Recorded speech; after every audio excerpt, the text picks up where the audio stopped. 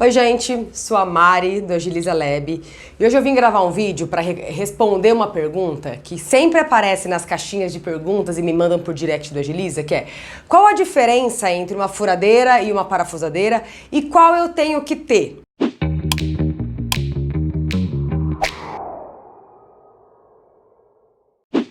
Então, vamos começar falando da furadeira.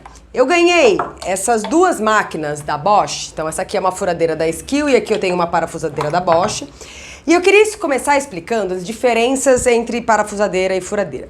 A furadeira, ela existe em três modelos principais, que são os modelos hobby, os modelos semi-profissionais e os modelos mais profissionais. O modelo profissional, muitas vezes ele é chamado de martelete, porque ele funciona não só furando a parede, mas ele tem muito mais força para furar paredes duras, e ele faz também um movimento como se fosse de uma talhadeira, né? De um vai e vem assim que consegue quebrar coisas, não só furar, não só fazer um furo com a broca. Já o modelo hobby, ele serve para ser usado em materiais como madeira, plástico, alumínio, materiais que são mais macios e não a parede de alvenaria. Porque muitas vezes, como o nome diz, ele é usado para atividades mais de hobby, não atividades de trabalho e de furos na parede.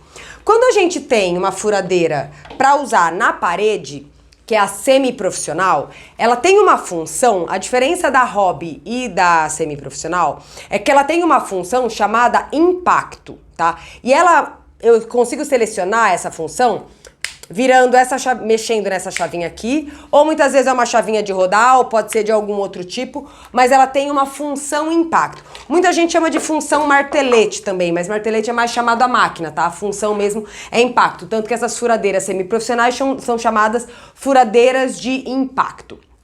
Para que funciona o impacto? Quando você vai furar alguma coisa, ou com a furadeira hobby, ou com a furadeira de impacto, com a função impacto desligada, o motor dela só gira, tá? Então ele tá girando e a broca, que é a pecinha que tá na ponta dela, tá rodando e tá fazendo um furo na madeira ou no metal, tá? Quando eu coloco também na função impacto, além do motor da furadeira rodar, ele faz um movimento como se fosse um soquinho, assim, ele vai dando um impacto também na broca e com isso ajuda a furar melhor paredes de bloco e paredes de tijolo, que são chamadas paredes de alvenaria. Você pode me perguntar assim: Mari, mas eu tenho uma furadeira hobby, não tem a função impacto e eu já furei parede com ela. Acontece, gente. Tem paredes que às vezes são de materiais um pouco menos resistentes, não menos resistentes, não tão duros, e às vezes uma furadeira hobby fura. Até mesmo a própria furadeira de impacto, com a função impacto desligada, ela fura. Mas a máquina vai sofrer muito mais, ela pode ter um desgaste e você às vezes vai fazer mais esforço, vai ser um furo mais demorado. Então, se você quer comprar uma furadeira para furar a parede de alvenaria, ela tem que ter a função impacto. Tá? Começa a partir daí. Tem uma série de modelos, tá? Tem modelos aí, às vezes partindo de 100, cento e poucos reais, até modelos muito mais caros. Se você vai usar só para ter em casa, se você não é profissional ou não vai usar isso para o seu trabalho, essas furadeiras que oscilam, talvez entre 100 e 200 reais, talvez sejam ótimos modelos para você começar. Lembrando que ela tem que ter impacto, né, a função impacto, e elas vão resolver muito bem o seu problema. Elas têm alguns acessórios que podem te ajudar, que são a empunhadura, que é um acessório que você coloca na ponta dela e ela te ajuda a segurar a furadeira, né? Então, se ela não tiver, também não tem problema, não é que você precisa disso para usar, tá? Você pode apoiar com a mão, mas muitas vezes tem marcas que vendem isso como um kit, tá? Então você coloca que ela te ajuda a segurar. Outro acessório interessante é um limitador de profundidade, que é uma vareta, né, de plástico aqui que você coloca, você consegue também regular a altura. Peraí, deixa eu fazer ele deitado aqui. Você consegue regular a altura dele, porque com isso você consegue fazer com que ela pare de furar quando a broca entrou já no tanto que você marcou aqui. Geralmente é o comprimento da bucha, tá? Então isso aqui pode te ajudar. Outras coisas que podem ajudar você a decidir é o tipo de mandril. O mandril, gente, é a boca da furadeira, tá? Esse aqui é um mandril de aperto rápido, um mandril de chave, tá? E ele aqui na parte de baixo tem uma chave, então você coloca ela aqui e roda como se fosse uma engrenagem. mesmo, tá? Então eu vou apertar o meu mandril assim, ou tem também as furadeiras de mandril de aperto rápido, como eu vou mostrar no próximo modelo. Duas coisas que podem te ajudar também a decidir qual modelo você quer é ter o gatilho com velocidade regulável, então conforme ela vai girando mais ou menos rápido, conforme eu aperto mais ou menos o gatilho, e também direção reversível. Então se você joga essa chavinha bem aqui para um lado, ela vai fazer um movimento de furar ou de parafusar, né, ou de rodar no sentido horário. E se você joga ela para cá, você pode tirar ela da parede, ela faz um movimento ao contrário. Muita gente me pergunta, mas aí, que furadeira eu compro? Eu compro uma das mais caras, uma das mais baratas.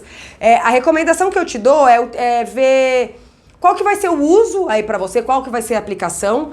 E a única coisa que você precisa, assim, pra furar a parede, obrigatoriamente tem que ter é a função impacto, tá? Se você vai querer o limitador de profundidade, a empunhadura, um kit com brocas, uma maleta, outras coisas, isso você pode avaliar aí na sua necessidade, no quanto você quer gastar também. Tudo isso pode influenciar, mas basicamente para comprar uma furadeira para furar a parede tem que ter função impacto, tá? Então a furadeira é usada para furar a parede. Posso usar ela como parafusadeira também? Muita gente usa, eu não recomendo, tá? Porque a furadeira, ainda que ela tenha o gatilho regulável, ela é uma máquina de motor bem forte. Então, às vezes, se você escapar a mão do gatilho e apertar ele mais forte, ele pode rodar muito rápido e estourar ou espanar o seu parafuso, tá? Então, é normal, é comum que muita gente usa, mas, na verdade, não é um uso muito recomendado, porque ele tem uma força muito maior do que teria uma parafusadeira, tá? Então, esta parafusadeira aqui é um modelo bem compacto, ela é carregável, né, ela tem uma bateria recarregável, importante. Muitas das furadeiras também, antes de falar da parafusadeira, a furadeira também, muitas delas têm modelo com fio e sem fio, tá? Essa aqui é um modelo com fio, as com fio, gente, tendem a ser bem mais baratas, tá? Então, se você aí tá também procurando uma máquina com uma relação custo-benefício melhor, uma máquina com fio te atende bem, tá? Então, voltando aqui pra parafusadeira. Essa parafusadeira aqui serve também como furadeira hobby, tá? Então, ela também consegue furar madeira, metais macios, tipo alumínio e plástico, mas ela não fura parede, porque ela não tem função impacto, tá? As funções dela são gatilho regulável, que é isso aqui, ó. Então, apertei tudo. Ou se eu quiser rodar ela bem devagarinho, ó. Então eu consigo regular no dedo a velocidade que eu quero. E aí eu consigo jogar ela pra velocidade de apertar, né, pra direção de apertar e pra direção de desapertar ou desparafusar alguma coisa, tá? A potência da furadeira de coisas que vão na tomada são medidas em watts. Tá? Essa furadeira aqui é uma furadeira de 570 watts e que resolve muito bem aí sua vida, tá? Para uso doméstico, assim, ela funciona super bem. Já as máquinas e as parafusadeiras sem fio, a potência dela é medida pela bateria. Essa aqui é uma bateria de 12 volts, tá? Então ela é uma parafusadeira bem potente, tá? Ela consegue furar madeira, esses materiais que eu comentei, e parafusar coisas bem duras na parede. Parafusadeiras que têm uma bateria de volt menor, então 4, 6, elas podem servir muito bem para parafusar móveis, para montar alguma coisa. Mas, por exemplo, se for instalar uma coisa na parede, dependendo do quanto ela tem de bateria, né, qual que é a força aí da bateria, ela não vai conseguir parafusar coisas na parede, tá? E aí tem muita gente que me pergunta assim, mas e as máquinas que tem furadeira e parafusadeira juntas?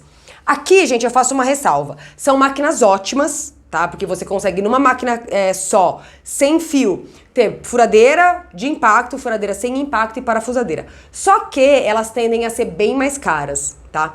Pra você ter uma máquina dessa, né? Não dessa aqui, mas uma máquina conjugada, que consiga furar bem uma parede de alvenaria e fazer todos esses outros trabalhos, ela vai custar aí, às vezes, por volta de R$500 pra cima. Então já é um valor que é bem mais alto para o investimento numa máquina. Se você tem uma necessidade mais cotidiana de furar uma parede de vez em quando, sua parede não é assim uma parede de pedra mega dura, E às vezes você quer parafusar alguma coisa, um móvel, desmontar ou montar alguma coisa, ou construir alguma coisa que não é um material super duro. A minha visão pessoal, a minha recomendação pessoal seria comprar uma furadeira com fio, desses modelos de entrada mesmo, que eu falei, às vezes girando entre 100 e 200 reais, tô dando uma amplitude de preço grande, porque depende da época, da loja, de onde você tá. E aí, comprar uma parafusadeira específica numa outra máquina, sem fio, que pode ser uma de 12 volts, ou se por acaso é só para parafusar algum móvel, alguma coisa, né, que não exige tanta força da máquina, até uma com uma bateria que é um pouco menos potente, tá? Com isso, eu sinto que você fica com duas boas máquinas, uma boa máquina para furar, uma boa máquina para parafusar, sem precisar fazer um investimento tão grande. Obviamente, se você quiser ter tudo numa máquina só, uma máquina conjugada, o céu é o limite, gente. Tem máquina assim de 500, 900, mil e tantos reais, tá?